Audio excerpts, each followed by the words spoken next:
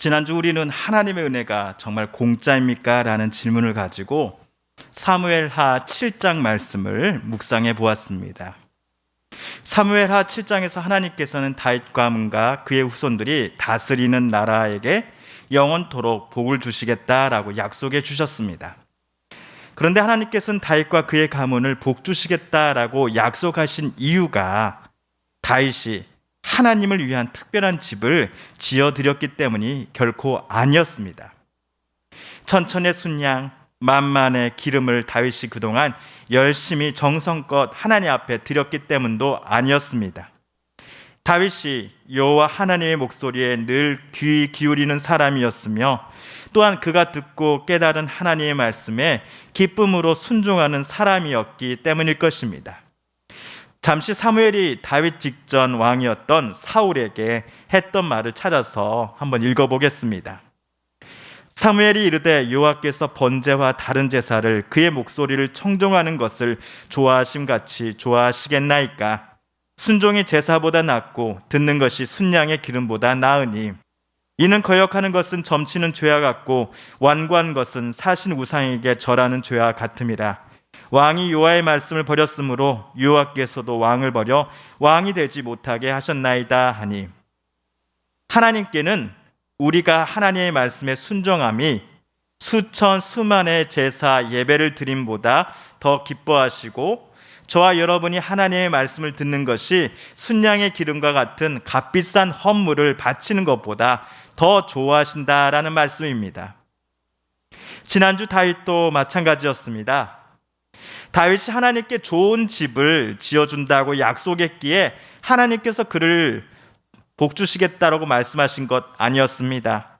사실 하나님께는 사람이 만들어준 집이 필요 없으신 분이십니다. 천지 만물을 하나님께서 지으셨으며 또한 세상 모든 곳에 함께 하시는 분이시기 때문입니다. 그래서 하나님께서는 다윗이 하나님을 위한 집을 짓겠다라는 그 계획을 반대하셨지요. 다만 하나님을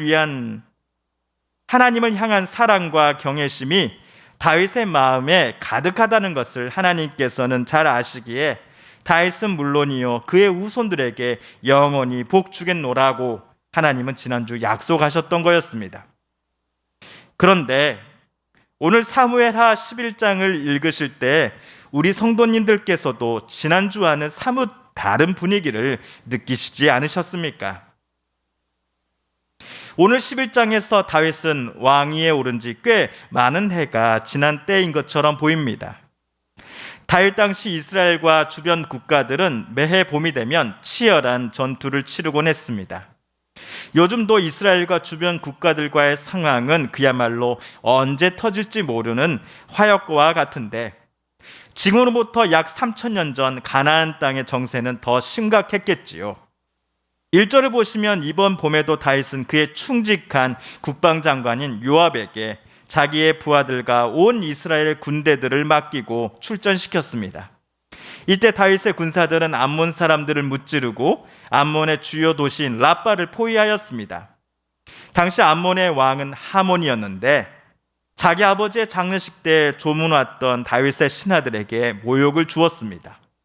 그래서 다윗은 온 이스라엘 군대를 다 모아서는 하몬의 군대를 쳤고 이스라엘 군대가 대승을 거둔 바 있습니다.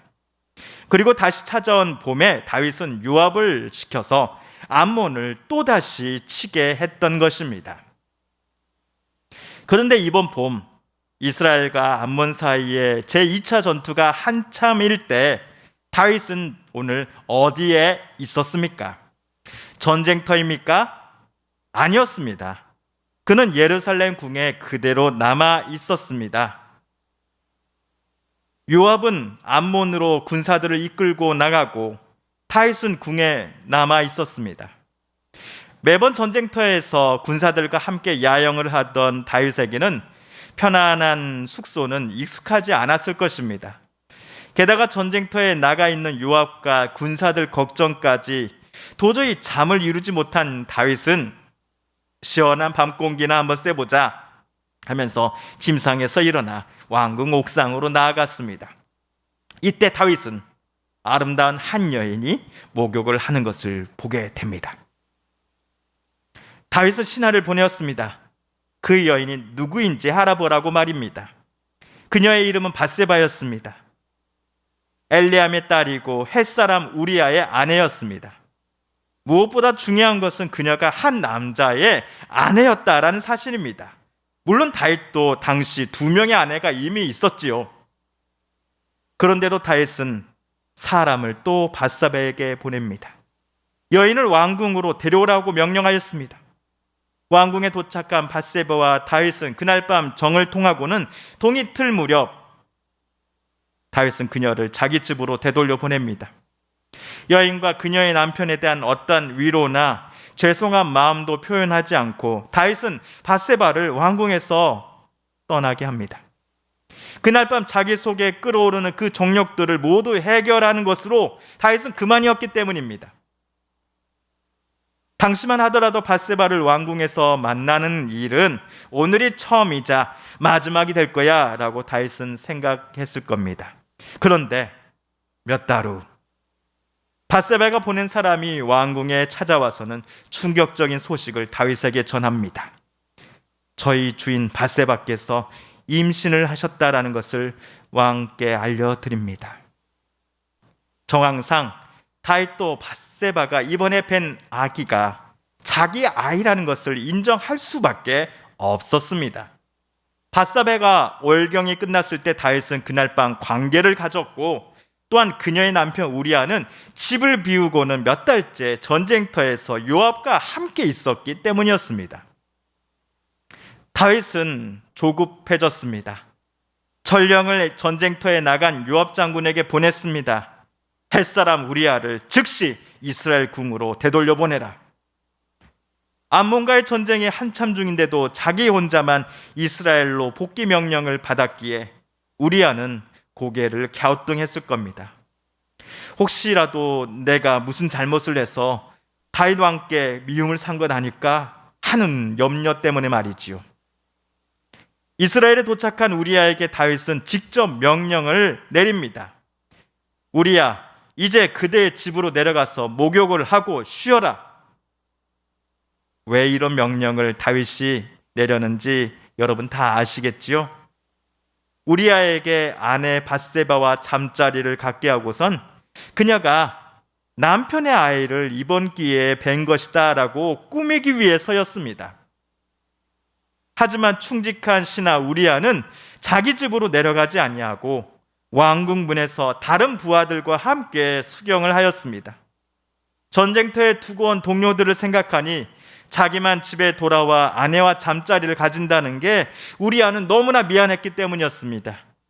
그의 대답에 다윗이 제일 많이 찔렸습니다.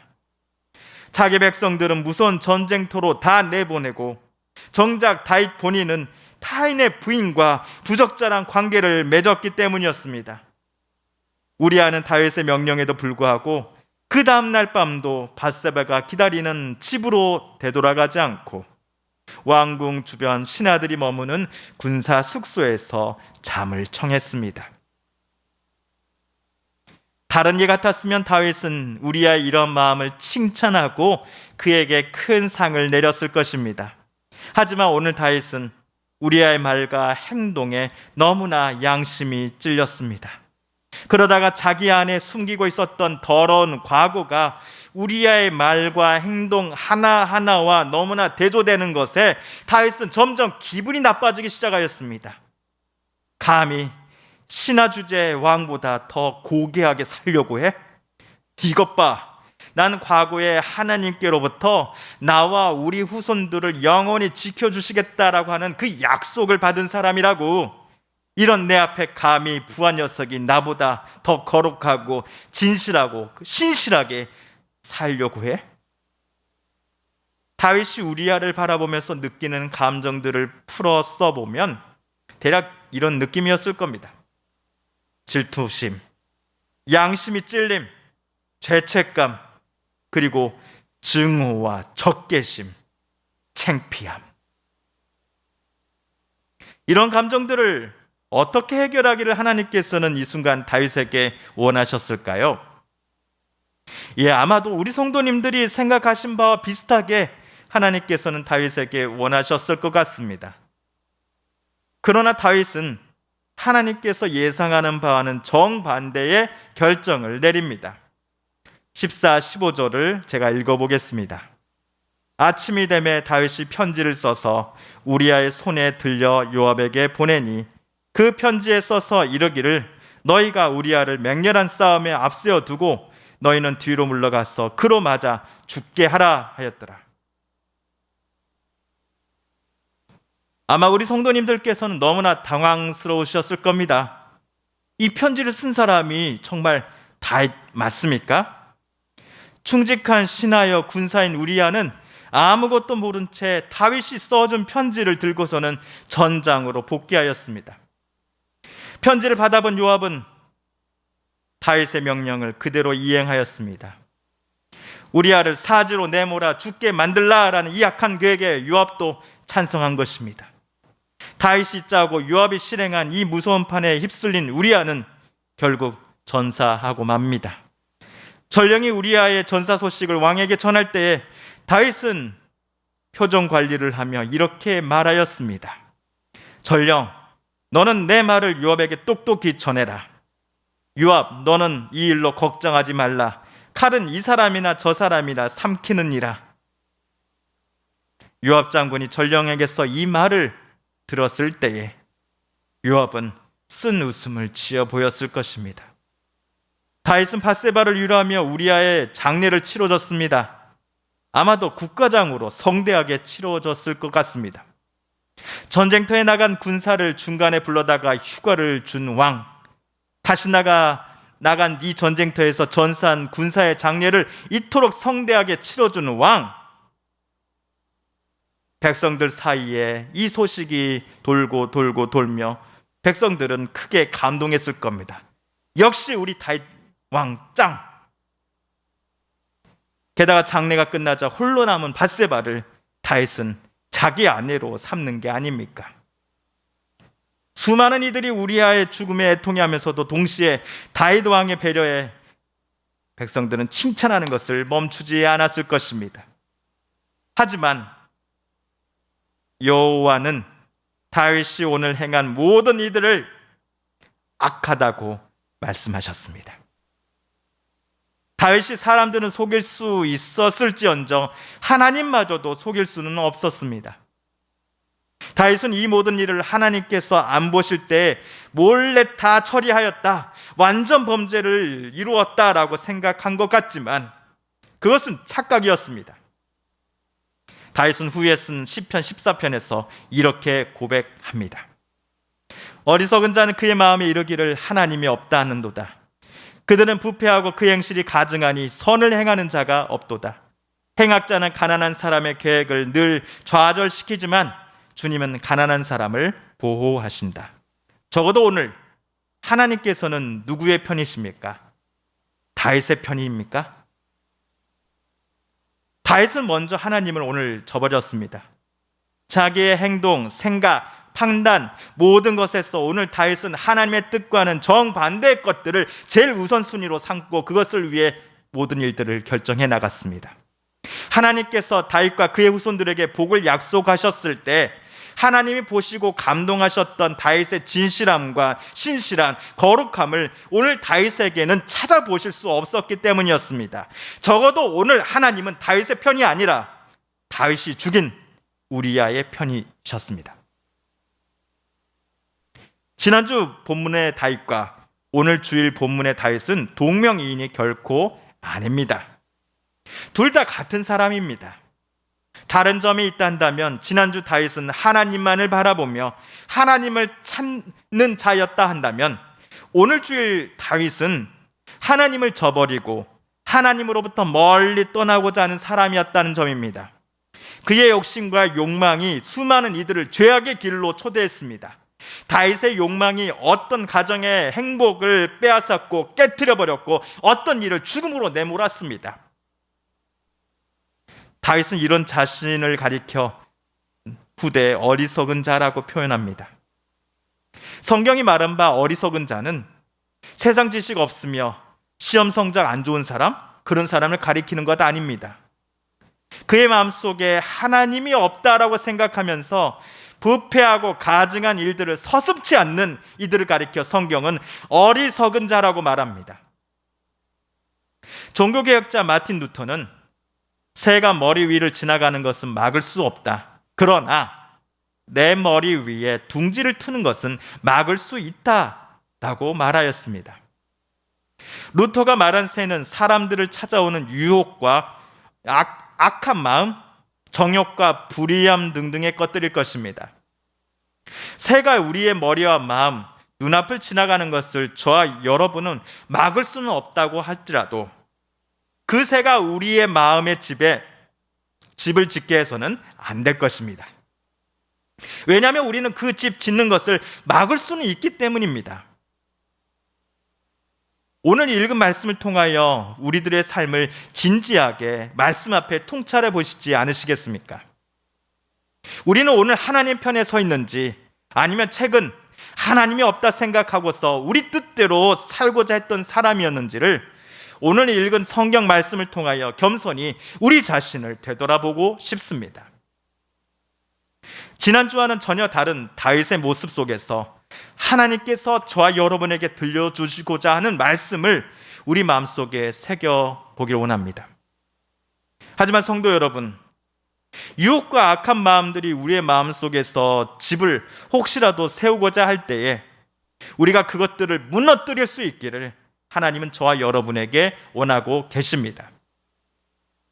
성령 하나님께서 우리 마음에 늘 거하시며 우리가 성삼위 하나님의 뜻과 은혜에 따라 살아가기를, 하나님의 그 은혜의 손이 우리의 삶을 아름답게 빚어가시기를 주님은 기뻐하십니다. 우리는 성경이 말하는 바 어리석은 사람이 아니라 하나님을 늘 찾으며 하나님 뜻대로 살고자 하는 지혜로운 사람이 되어야 할 것입니다. 오늘 또 내일 또 주님의 뜻대로 살아가면서 하나님과 사람들 앞에 지혜로운 사람이다라고 하는 칭찬을 듣는 저와 여러분 되시기를 하나님은 우리에게 원하고 계십니다. 선한 데는 지혜롭고 악한 데는 미련한 우리가 되십시다. 함께 기도하겠습니다.